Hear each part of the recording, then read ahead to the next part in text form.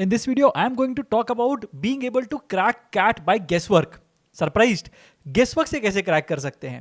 I am not saying that हर एक question को गेस करके आ जाओ, but there will be quite a few questions जहां पे you will have to make some intelligent guesses so as to be able to save time and attempt more questions. तो कैसे करते हैं गेसवर्क देख लेते हैं.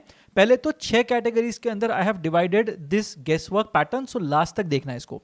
The first thing is in terms of extreme language. जो भी ऑप्शंस में बहुत एक्सट्रीम लैंग्वेज दिख रही है उनको हटा दो.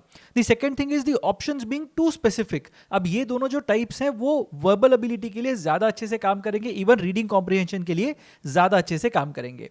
Tonal inconsistency works very well for paragraph summary questions, odd sentence out questions specifically, and some RC questions as well. Divisibility by 9/11 या फिर divisible options अगर कहीं पे दिख जाते हैं ना अच्छे वाले, then we are looking at that particular bit. उसके बाद मैं देखता हूँ reverse engineering options use करके क्या मैं figure out कर सकता हूँ whether the particular option is right or not without actually solving the question. And the last thing is partial deductions. Hedge कैसे करना चाहिए purely in terms of DILR. So let's look at the first one. Extreme language का example लेके देख लेते हैं. And this is an actual CAT question. So ये CAT में आया था actually. अब पैराग्राफ समरी वाला क्वेश्चन है. I have not shown you the paragraph at all, but I have shown you the 4 options that are there. अब इसमें से एक बार वीडियो पॉज करके let me know in the comment section what do you think is the best summary. और मैंने paragraph नहीं दिखाया, so you are taking a punt on it. थोड़ा सा गेस वर्क यहाँ पे इन्वॉल्व है, so late me know what do you think about this. अब देखते हैं what is the actual answer with the reasoning अगर मैं पैराग्राफ नहीं दिखाता हूं तो भी.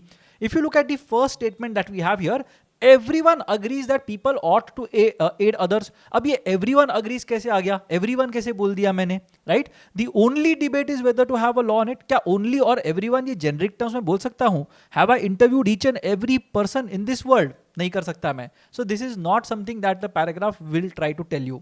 A number of European countries have successfully enacted bad Samaritan laws may serve as model statutes. अब यूरोपियन कंट्रीज की ही बात कर रहे हैं क्या हम लोग? बाकी कंट्रीज नहीं कर रहे हैं क्या? Why are we talking only about European countries when it is a generic discussion that we should ideally be targeting? The last option that we have here, if bad Samaritan laws are found to be legally sound and enforceable, they must be enacted. मतलब अगर legally sound है, कोई भी चीज को मैं legally बोल रहा हूँ क्या ठीक है, कोई गड़बड़ नहीं है, और अगर उनको एनेक्ट भी कर सकते हैं तो क्या वो इंप्लीमेंट होने चाहिए. So let's say for example मैं बोलता हूँ 18 ईयर्स तक किसी को भी इंटरनेट एक्सेस नहीं देना है. Now that is legally sound. हाँ, नहीं देना चाहिए because there is some harm that is cost. Enforceable भी है. 18 ईयर्स के नीचे मैं इंटरनेट कनेक्शन ही नहीं दूंगा, and whoever tries to do something हम लोग उनको जेल में डाल देंगे. But is this something that should be enacted? Is it in the benefit of people? Not really. तो ये वाली चीज यहां पे नहीं अप्लाई करती. That's why just because it is legally sound and enforceable enact कर दो, नहीं, ये एक्सट्रीम लैंग्वेज हो जाती है. So what is the correct answer? Bad Samaritan laws may be desirable. यहां पे ना एक थोड़ा सा यहां पे एक डाउट है, यहां पे एक थोड़ा सा मैंने रूम रखा हुआ है एरर के लिए, but they need to be tested for legal soundness. Second वाले गेस वर्क पे आते हैं. Too specific. अब यहां पे पैराग्राफ समरी देख लो, you will be able to understand why I am saying that some questions के अंदर ऑप्शंस आर टू स्पेसिफिक. तो यहां पे again I have not shown you the paragraph, सिर्फ समरीज दिखाए हुए हैं. Let's look at the first summary that is there in front of us. यहां पे the first thing is a government panel in Japan says transgenic modification and genome editing are not the same. मतलब point क्या हो गया paragraph का? Panel ने बता दिया कि नहीं है करके, तो मैं एक ही सेंटेंस लिख देता ना, उसके लिए पूरा पैराग्राफ लिखने की क्या जरूरत थी मुझे? So this basically talks about a broader picture. Japan में भले ही गवर्नमेंट पैनल ने कुछ किया होगा, but it has larger repercussions. Second thing, creating categories with in genetically modified products advances science but defies loss. एकदम ब्लैंकेट स्टेटमेंट है. ये करने से डेफिनेटली साइंस एडवांस होगा. कैसे पता भाई? नहीं साइंस एडवांस होगा, ऐसा भी तो हो सकता है. डिफाइज लॉस, नहीं लॉस डिफाइन करेंगे, ऐसे भी तो हो सकता है. So may advance science, may defy loss. This would have been a better way of putting it. The last option that we have here, accepting microbes cultured in contained environments from the regulations of genome editing is premature. भाई premature बोल दे उसको. क्यों premature है? Accepting microbes कर सकते हैं हम लोग, उनको निकाल सकते हैं स्टडी में से, हो सकता है. तो इस प्रीमेच्योर ये थोड़ी पैराग्राफ हुआ.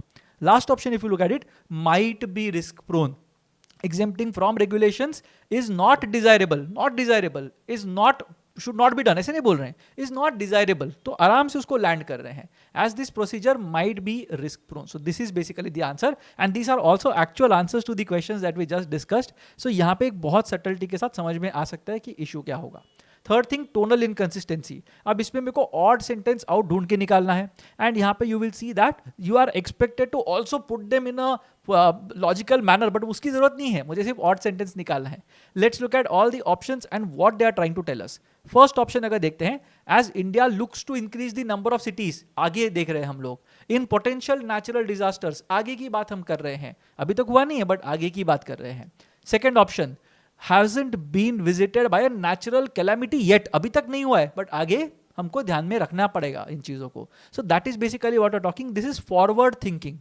Option number 4, there is no denying that our baseline normal weather is changing, change हो रहा है, आगे की बात कर रहे हैं. It is no longer a question of whether we will be hit by nature's fury, but rather when, कब होगा, आगे जाके होने वाला है. So everything talks about the future. And the odd sentence out is this one, जहां पे we have been talking about something that has doubled since 1980. अब 1980 से अभी तक डबल हुआ है, इसका मतलब ये नहीं ना कि आगे जाके भी बढ़ेगा. It sounds to be a very tempting option, but if you look at it, past success or failure is not an indicator of future potential. This is something that you have to remember. That is why this particular line or this sentence is not a part of the paragraph. अब हम आते हैं quant की तरफ. अब यहाँ पे ये क्वेश्चन देख के lot of you will start solving it. Let drum 1 के अंदर 18x और 7x हो, लेट पूरा का पूरा मिला के 3x और 4x या 3:4 के रेशियो में मिक्स कर रहे हैं, all those things. But if you think about it, see अगर मैं लॉजिकली सोचूं यहाँ पे गेस वर्क की बात करें तो थोड़ा सा लीवे दे सकता हूँ. ड्रम 1 के अंदर 18:7 का रेशियो है, मतलब 25 यूनिट्स का कोई तो मल्टीपल होना चाहिए. फाइनल मिक्सचर के अंदर if you look at it 13:7 का रेशियो है, इसका मतलब 20 यूनिट्स होना चाहिए. सो मेरे ऑप्शंस में मेरे को ऐसा नंबर मिलना चाहिए जिसमें 25 यूनिट्स को भी कंसीडर किया है और 20 यूनिट्स को भी कंसीडर किया है. बिकॉज 25 यूनिट्स के अंदर अगर मैंने 17 यूनिट्स डाल दिए, I might still be able to get 20 units at the end of it, but it will not really be a good set of numbers. Good set of numbers के लिए मेरे को क्या करना चाहिए, I need the other thing to also be a multiple of 25 and preferably 20. अब अगर मैं ऑप्शंस देख लेता हूं यहां पे, I will be able to see that the first option के जो दो पार्ट्स है ना वो ऐड होते हैं 414, 400, 369, 370. Now you tell me what is going to be the answer to this question with this knowledge.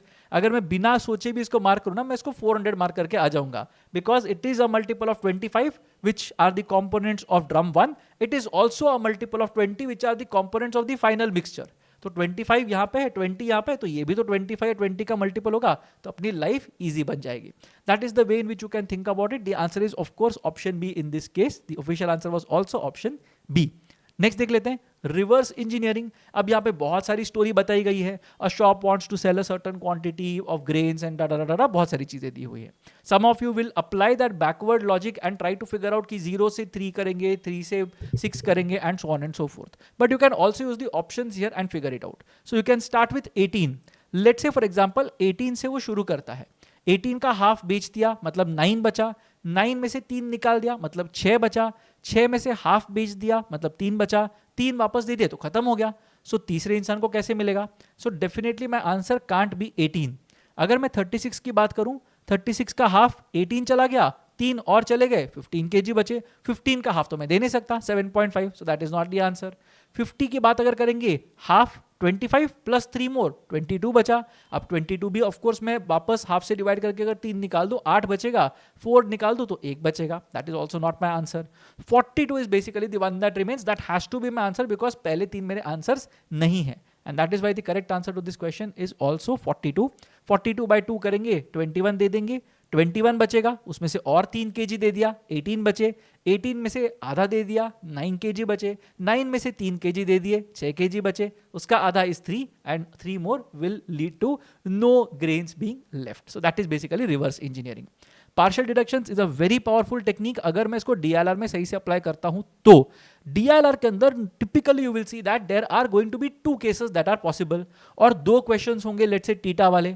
सो मैं क्या करूंगा इस कॉन्टेक्स्ट के अंदर, एक क्वेश्चन के अंदर what will I do is I will select the first case. So let's say for example first case के हिसाब से ए के पास 100 ग्राम्स है, बी के पास 200 ग्राम्स है, सी के पास 300 ग्राम्स है, लेट्स से फॉर एग्जांपल. तो जब मैं क्वेश्चन नंबर 1 सॉल्व करूंगा I will assume 100, 200, 300 to be true. But जब मैं क्वेश्चन 2 सॉल्व करूंगा I will not assume 100, 200, 300 to be true. अगर दूसरी केस ये है जहां पे 300, 100, 200 है तो मैं उसको अज्यूम करके सेकंड क्वेश्चन मार्क करूंगा.